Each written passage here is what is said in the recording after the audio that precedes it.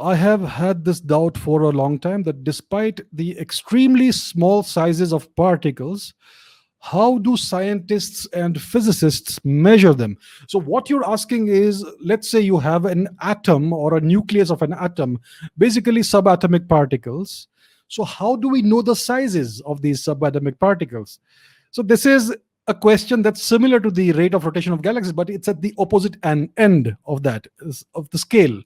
Galaxies are immensely large, subatomic particles are immensely small. And yet we know that the nucleus of an atom has a certain size. We know that other subatomic particles have a certain size. How do we know that? That's an excellent question. Did your teachers ever answer this? I doubt it very much. Right. So here's how it's done. Let's say you want to measure the size of the nucleus of an aluminum atom.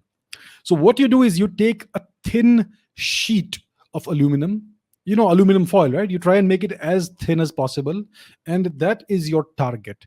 And then you create a vacuum apparatus.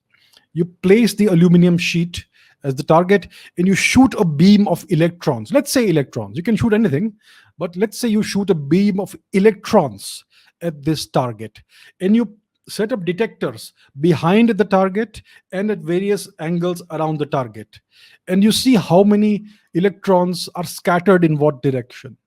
So we know that atoms are mostly empty space. It's a nucleus, and you have electrons around that, and most of it is empty space. So most of the electrons that you shoot at the aluminum atoms, they're just going to pass through the aluminum foil, right? They're just going to pass through them. And yet some electrons are going to get deflected from the nucleus at various angles. And in extremely rare cases, you will find that electrons will hit a nucleus head on and bounce back in the opposite direction. So that also is to be measured. So then you determine how many electrons were fired. Okay, you can measure that, and you can detect how many hits you were able to measure behind the target or at various angles around the target and on the opposite end of the target. And based on these calculations, how many measurements you were able to make at what angles, you can determine the size of the nucleus. So it involves a bit of trigonometry, geometry, algebra, all that, but the theory is pretty simple.